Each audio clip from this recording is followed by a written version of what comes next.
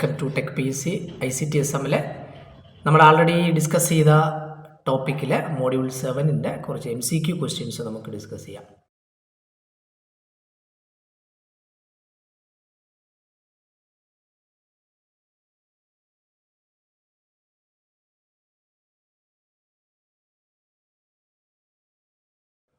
Okay, ഇതിനകത്ത് first question നോക്കിയേ. First question, which of the following is a valid IP address? ഇതിലേതാണ് valid ആയിട്ടുള്ള IP address? IP address already നമ്മൾ നോക്കി. IP അഡ്രസ്സിന് രണ്ട് പാർട്സ്, രണ്ട് വെർഷനുണ്ട്. IPv4, IPv6, അതുപോലെ മാസ്ക് അഡ്രസ്, NIC അഡ്രസ് ഒക്കെ നമ്മൾ നോക്കിയായിരുന്നു. ഇതിനകത്ത് വാലിഡ് ആയിട്ടുള്ള IP അഡ്രസ് ഏതാ? വാലിഡ് ആയിട്ടുള്ള IP അഡ്രസ് ഏതാ? ഏതായിരിക്കും വാലിഡ് ആയിട്ടുള്ള IP അഡ്രസ്? നിങ്ങൾക്ക് നോക്കുമ്പോൾ തന്നെ മനസ്സിലാവും. IP അഡ്രസ്സിന് അറിയാമല്ലോ, പാർട്സ് വരുന്നുണ്ട് അല്ലേ? വാലിഡ് ആയിട്ടുള്ള ഇതാണോ വാലിഡ് ആയിട്ടുള്ള? ഓപ്ഷൻ A ആണോ, ഓപ്ഷൻ B ആണോ, ദെൻ ഓപ്ഷൻ C ആണോ, ഓപ്ഷൻ D ആണോ? ലിമിറ്റ് ഓർത്ത് വെച്ചേക്കുക. 0 to number decimal limit 0 to 255 ആണ്.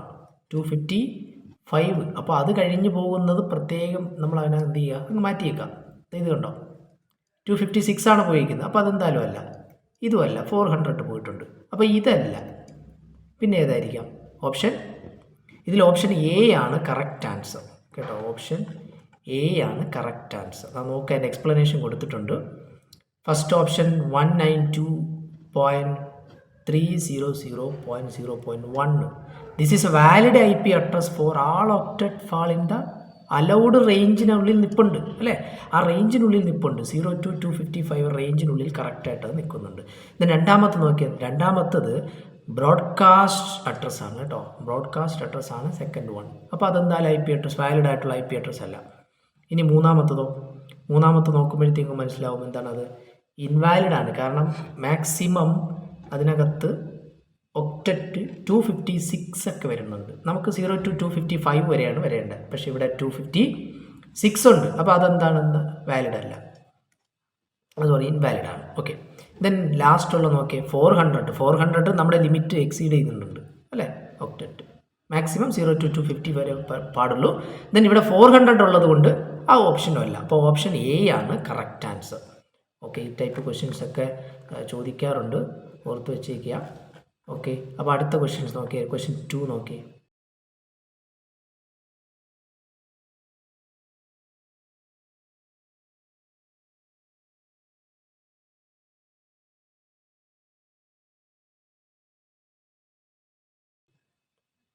Which protocol is used to transfer web page from a web server to web browsers?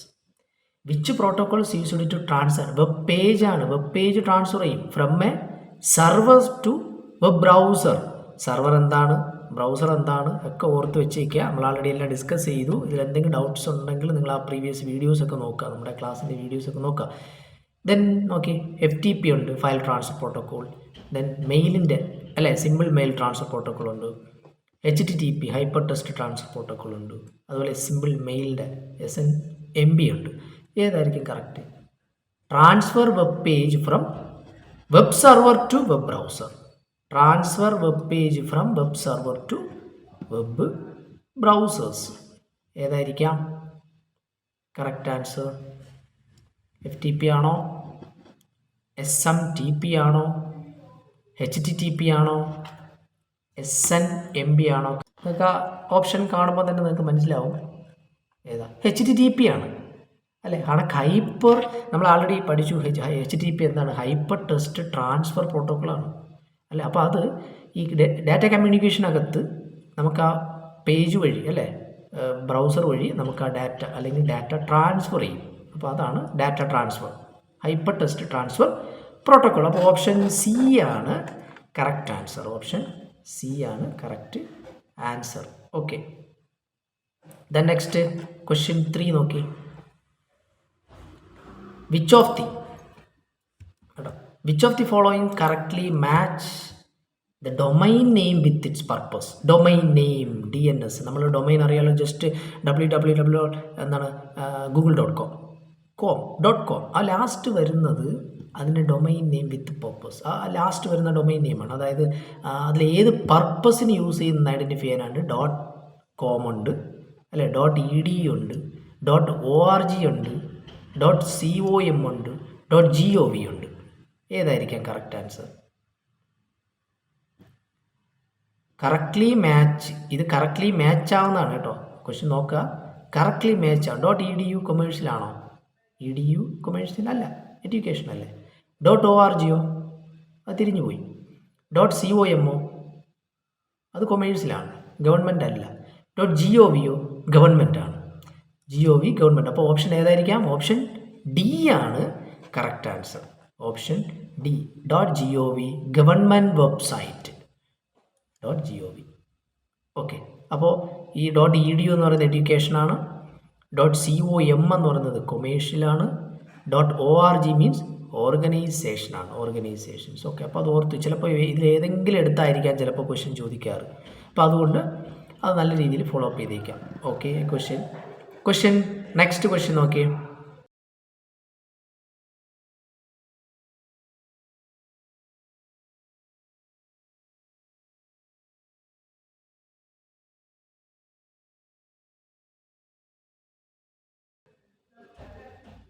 The numerical label assigned to a device connected to the internet. ആണോ, അതായത് numeric ആയിട്ടുള്ളൊരു number ഒരു ഡിവൈസിനെ ഇൻ്റർനെറ്റിൽ connect ചെയ്യാൻ use ചെയ്യുന്നു. ഏതാ? Simple. Mac address എന്താണ്? NIC അല്ലേ, നെറ്റ്വർക്ക് ഇൻ്റർഫേസ് കാർഡിലെ അഡ്രസ്സാണ്. നെറ്റ്വർക്ക് ഇൻ്റർഫേസ് കാർഡിലെ അഡ്രസ്സാണ് മാക്.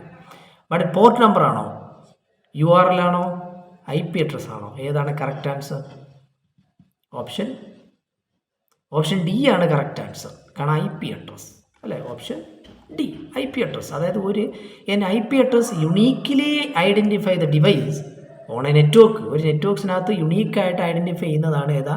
IP അഡ്രസ് എന്ന് പറയുന്നത്. അപ്പോൾ അത് കൺഫ്യൂസ്ഡ് ആകരുത്. നെറ്റ്വർക്ക് ഇൻ്റർഫേസ് കാർഡുണ്ട്, NIC ഉണ്ട്, മാക് അഡ്രസ് ഉണ്ട്, അത് നെറ്റ്വർക്ക് ഇൻ്റർഫേസ് കാർഡിൻ്റെ നമ്പർ, ദെൻ IP അഡ്രസ് ഉണ്ട്. Okay, then next question 5. What is the function of DNS? DNSൻ്റെ ഫങ്ഷൻ എന്താ? എൻക്രിപ്റ്റ് ചെയ്യുന്നതാണോ, ഇൻ്റർനെറ്റ് ട്രാഫിക് എൻക്രിപ്റ്റ് സെക്യൂർ ആക്കുന്നതാണോ എന്ന് ചോദിക്കുന്നുണ്ട്.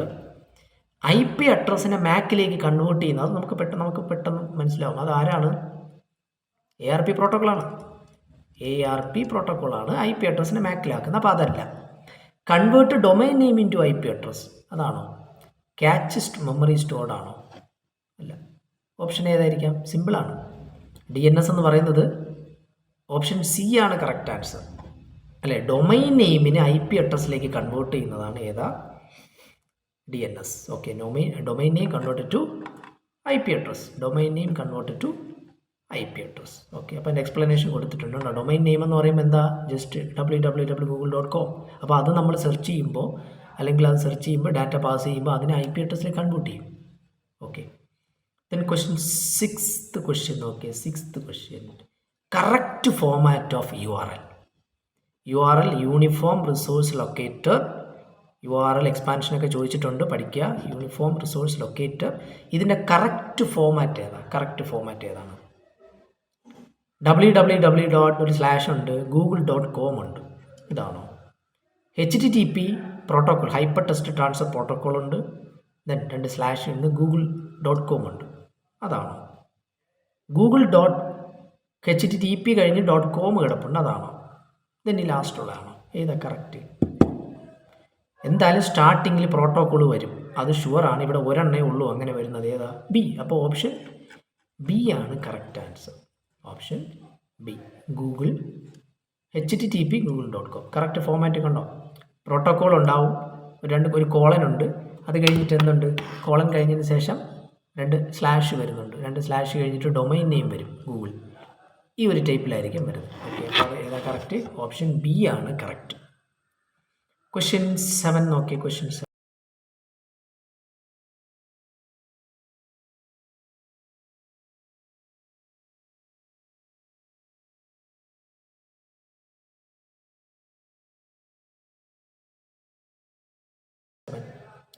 MIMEയുടെ എക്സ്പാൻഷൻ. MIME ഓർക്കുക, മൾട്ടിപർപ്പസിന് വേണ്ടിയിട്ടാണ് യൂസ് ചെയ്യുന്നത്. ടെക്സ്റ്റ്, ഓഡിയോ, വീഡിയോസൊക്കെ ജിമെയിൽ വഴി നമുക്ക് ട്രാൻസ്ഫർ ചെയ്യാൻ വേണ്ടിയിട്ട് സപ്പോർട്ട് ചെയ്യുന്ന പ്രോട്ടോക്കോളാണ് MIME. MIME stands for multi internet mail exchange ആണോ, മൾട്ടിപർപ്പസ് ഇൻ്റർനെറ്റ് മെയിൽ എക്സ്റ്റൻഷൻ ആണോ, then mail internet message exchange ആണോ എന്ന് ചോദിച്ചിട്ടുണ്ട്. Then next mail integrated multi exchange ഏതാ ഓപ്ഷൻ? ഇത് ഓർക്കുക, ഇത് മെയിലാണ്. അപ്പോൾ മെയിലെന്ന് ചോദിച്ചുള്ള രണ്ടെണ്ണേ ഉള്ളൂ, ഓപ്ഷൻ എയും ഓപ്ഷൻ ബിയും. ഓക്കെ, മറ്റു രണ്ടും വരുന്നില്ല, മെസ്സേജും മൾട്ടിയാണ്. അപ്പോൾ അത് രണ്ടിൽ ഏതായിരിക്കാം? ഓപ്ഷൻ ബി ആണ് കറക്റ്റ് ആൻസർ കേട്ടോ, option B. Multipurpose internet mail extension, അതാണ് correct answer. Multipurpose internet mail extension ആണ് അതിൻ്റെ കറക്റ്റായിട്ടുള്ള ആൻസേഴ്സ്. ഓക്കെ, ആ ഡൗട്ടില്ലല്ലോ. Okay, then next